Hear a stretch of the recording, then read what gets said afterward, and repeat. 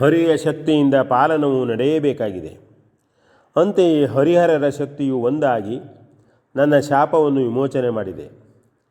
ಆ ಮಾತು ಎಷ್ಟೋ ಶತಮಾನಕ್ಕೆ ಹಿಂದಿನದು.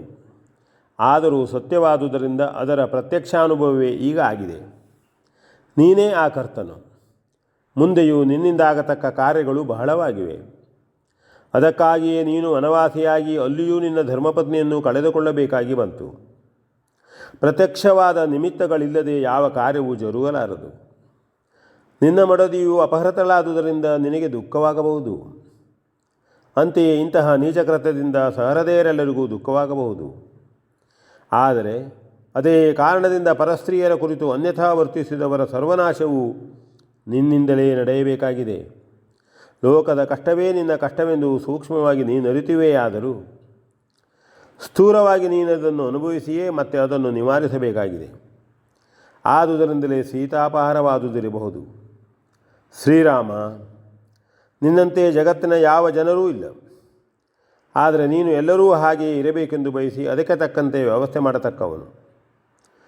ನೀನು ನಿನ್ನ ತಮ್ಮಂದಿರನ್ನು ಕಂಡುಕೊಂಡಂತೆ ಮತ್ತೆ ಯಾರೂ ನೋಡಿಕೊಳ್ಳುತ್ತಿಲ್ಲ. ಅದರ ಅನುಭವವು ಮುಂದೆ ತಾನಾಗಿ ನಿನಗೆ ಆಗಬಹುದು. ಭಾರ್ಯ ಸಂರಕ್ಷಣೆಯು ಪುರುಷ ಧರ್ಮವೇ ಆಗಿದ್ದರೂ ಕೈಲಾಗದಿದ್ದವರ ಗತಿಯೇನು? ದೌಷ್ಟ್ಯವನ್ನು ಎದುರಿಸಬೇಕಾದುದು ಧರ್ಮವೇ ಆಗಿದ್ದರೂ ದುರ್ಬಲರ ಪಾಡೇನು? ಇಲ್ಲೇ ಸ್ವಲ್ಪ ದೂರದಲ್ಲಿ ಪಂಪಾ ನದಿಯ ಸಮೀಪದಲ್ಲಿ ಋಷಮುಖವೆಂಬ ಹೆಸರಿನ ಬೆಟ್ಟವೊಂದಿದೆ.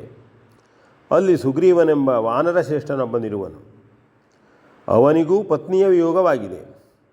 ಅವನು ಬಹು ಸಮರ್ಥನು. ಆದರೂ ತನ್ನ ಪತ್ನಿಯನ್ನು ತಾನಾಗಿ ಪಡೆಯಲು ಅಸಮರ್ಥನಾಗಿರುವನು. ಅವನ ಅಣ್ಣ ವಾಲಿ ಎಂಬವನೇ ಅವನಿಗೆ ದುಃಖಕ್ಕೆ ಕಾರಣನು.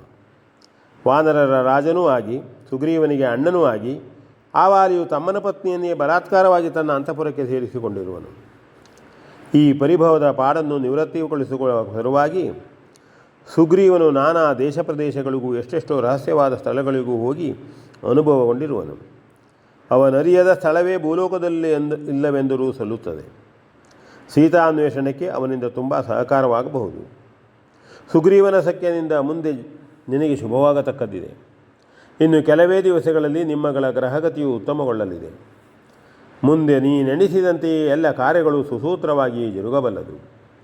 ಶ್ರೀರಾಮ, ಶಾಪಗ್ರಸ್ತನಾಗಿ ಜಡತೆಗೊಂಡಿದ್ದ ನನಗೆ ಇದೆಲ್ಲವೂ ಹೇಗೆ ತಿಳಿದಿರಬಹುದೆಂದು ನಿನಗೆ ಸಂದೇಹವು ಅಂಕುರಿಸಬಹುದು. ಅದು ಸ್ವಭಾವ ಸಹಜವಾದುದೇ. ಆರಂಭದಲ್ಲಿಯೇ ನಾನು ತಪೋನಿರತನಾಗಿದ್ದು ದಿವ್ಯಜ್ಞಾನದ ಅನುಗ್ರಹವನ್ನು ಪಡೆದಿದ್ದೆನು.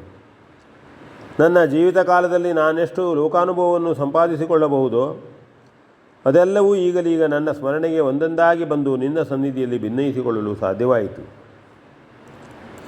ಶಾಪಗ್ರಸ್ತನೇ ಆಗಿದ್ದರೂ ಅಷ್ಟೂ ಕಾಲ ಕೂಡ ನಾನು ಬದುಕಿದ್ದುದೇ ನಿಜವಷ್ಟೇ. ಮೇಲಾಗಿ ಇಂತಹ ಕೆಲವನ್ನು ಗ್ರಹದೇವತೆಗಳ ಗತಿಯ ಅಧ್ಯಯನದಿಂದಲೂ ಅರಿತುಕೊಳ್ಳಲು ಸಾಧ್ಯವಿದೆ. ನಾನು ಅದನ್ನು ಅಷ್ಟಷ್ಟು ಅರಿತುಕೊಂಡಿರುವೆನು. ನನ್ನ ಈ ಅನುಭವವು ನಿನ್ನ ಕಾರ್ಯಕ್ಕೆ ಪೂರಕವಾಗಲೆಂದೇ ನಿನ್ನ ಸನ್ನಿಧಿಯ ಎಲ್ಲವದನ್ನು ಅರ್ಪಿಸುವುದಾಗಿದೆ. ಶ್ರೀರಾಮಚಂದ್ರ, ಜಗತ್ತಿಗೆ ಶಾಂತಿಯನ್ನು ಒದಗಿಸಿಕೊಡುವವರು ಮೊತ್ತ ಮೊದಲು ಜಗತ್ತಿನ ಅಶಾಂತಿಯನ್ನು ತಮ್ಮದಾಗಿ ಅನುಭವಿಸಿಯೇ ಮುಂದಿನ ಕಾರ್ಯವನ್ನು ತೊಡಗಿದರೆ ಮಾತ್ರ ಸಾರ್ಥಕವಾಗುತ್ತದೆ. ಅಂತೆಯೇ ನೀನು ನಿನ್ನ ಪತ್ನಿ ವಿಯೋಗ ವ್ಯಥೆಯನ್ನು ಅನುಭವಿಸಬೇಕಾಗುತ್ತದೆ. ನೀನು ನಿನ್ನ ಮಡದಿಯನ್ನು ಪುನಃ ಪಡೆಯುವಾಗ ಮುಂದಾರೂ ಹೀಗೆ ಪತ್ನಿಯರನ್ನು ಕಳೆದುಕೊಳ್ಳಬೇಕಾಗಿ ಬರಲಾರದು. ಅಷ್ಟು ಕೆಲಸವು ನಿನ್ನಿಂದ ನಡೆಯತಕ್ಕದ್ದೇ ಆಗಿದೆ. ಇಲ್ಲೇ ಸಮೀಪದಲ್ಲಿ ಪೂಜ್ಯಲಾದ ಶಬರಿ ಎಂಬೊಬ್ಬ ವೃದ್ಧೆ ತಪಸ್ವಿನಿ ಇದ್ದಾಳೆ. ಅವಳಿಗೆ ವಾಲಿ ಸುಗ್ರೀವರ ವಿಚಾರವು ಹೆಚ್ಚಾಗಿ ತಿಳಿದಿದೆ. ಅವಳು ನಿನ್ನ ದರ್ಶನಕ್ಕಾಗಿ ಪರಿತಪಿಸುತ್ತಾಳೆ. ನನ್ನನ್ನು ಉದ್ಧರಿಸಿದ ನೀನು ಆ ಶಬರಿಗೂ ದರ್ಶನವಿತ್ತು ಅವಳಿಂದ ಮಾರ್ಗದರ್ಶನವನ್ನು ಪಡೆದುಕೋ. ನಾನಿನ್ನು ಹೆಚ್ಚೇನೂ ಹೇಳತಕ್ಕದಿರುವುದಿಲ್ಲ. ಗರ್ವದಿಂದಲೇ ಹಾಳಾದ ನಾನು ಪರಶುರಾಮನ ಗರ್ವಾಪಹಾರವನ್ನು ಮಾಡಿರುವ ನಿನ್ನಿಂದಲೇ ಪಾವನನಾದೆನು. ಓ ದಯಾಮಯನೇ, ನನಗನುಜ್ಞೆಯನ್ನು ನೀಡು, ನಿನಗೆ ಶುಭವಾಗಲಿ ಎಂದು ಹೇಳಿ ಶ್ರೀರಾಮನಿಗೆ ನಮಸ್ಕರಿಸಿ ಅಂತರ್ಹಿತನಾದನು. ಈ ಎಲ್ಲವನ್ನು ಕೇಳಿದ ಶ್ರೀರಾಮ ಲಕ್ಷ್ಮಣರು ಆಶ್ಚರ್ಯದಿಂದ ಸ್ವಲ್ಪ ಹೊತ್ತು ಮೌನದಿಂದಿದ್ದರೂ ಆಮೇಲೆ ಏನು ಹೇಳುವುದಕ್ಕೂ ಅವಕಾಶವಿಲ್ಲದೆಯೇ ಉಳಿದಿದ್ದರು. ಕಬಂದನು ಕಾಣದಾದಾಗ ಮತ್ತೆ ಪುನಃ ಜಾಗೃತರಾದನು. ಅವನಿಂದ ನಿಯೋಜಿಸಲ್ಪಟ್ಟಂತೆ ಅವರು ಶಬರಿಯನ್ನು ಕಾಣುವುದಕ್ಕಾಗಿ ಅತ್ತ ಹೋಗುವುದೆಂದು ನಿರ್ಧರಿಸಿಕೊಂಡು ಹಾಗೆಯೇ ಮುಂದೆ ಕ್ರಮಿಸತೊಡಗಿದರು. ಶ್ರೀರಾಮನಿಗೆ ಕಬಂದನ ಮಾತಿನ ಒಂದೊಂದೇ ವಿಷಯವೂ ಮನವರಿಕೆಯಾಗುತ್ತಾ ಹೋದಂತೆ ಲೋಕದ ಕಷ್ಟ ಸುಖಗಳ ಕುರಿತು ಇನ್ನೂ ತಾನು ವಿಚಾರ ನಡೆಸಿದ್ದು ಕಡಿಮೆ ಎಂದು ತೋರತೊಡಗುತ್ತದೆ. ತನ್ನಂತೆಯೇ ಭಾರ್ಯಾವಿಯೋಗ ವ್ಯತೆಯಿಂದ ಇತರರು ಪರಿತಪಿಸುತ್ತಾರೆ.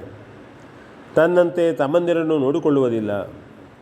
ಲೋಕದ ಕಷ್ಟವನ್ನು ತಾನಾಗಿ ಮೊದಲು ಅನುಭವಿಸಿ ಆ ಮೂಲಕ ತಾನದನ್ನು ಪರಿಹರಿಸಿಕೊಳ್ಳುವುದರೊಂದಿಗೆ ಲೋಕವನ್ನೂ ಆ ಕಷ್ಟದಿಂದ ಉದ್ಧರಿಸಬೇಕು.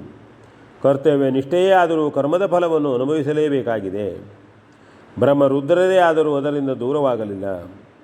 ಶಿಕ್ಷೆ ರಕ್ಷೆಗಳು, ಹರಿಹರರ ಶಕ್ತಿಗಳು ಇದನ್ನೆಲ್ಲ ಎಣಿಸುತ್ತಾ ಶ್ರೀರಾಮನಿಗೆ ಮನುಷ್ಯತ್ವದ ನೆಲೆಯ ಪೂರ್ಣ ದರ್ಶನವಾಗತೊಡಗಿತು. ಅಂತೆಯೇ ಶಬರಿ ಎಂಬವಳು ಯಾರು? ತನ್ನ ದರ್ಶನಕ್ಕಾಗಿಯೇ ಹಂಬಲಿಸಬೇಕಾದರೆ ಕಾರಣವೇನು? ಅವಳಿಗೆ ಯಾರು ಹೇಳಿರಬಹುದು ಎಂದೆಲ್ಲ ಶ್ರೀರಾಮನು ಆಲೋಚಿಸತೊಡಗಿದನು.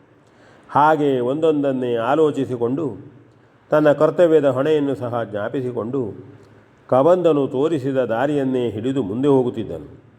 ಲಕ್ಷ್ಮಣನು ದೇಹದ ನೆಳಲಿನಂತೆಯೇ ಶ್ರೀರಾಮನನ್ನು ಅನುಸರಿಸುತ್ತಿದ್ದನು. V N Bhagwat, Baraballi.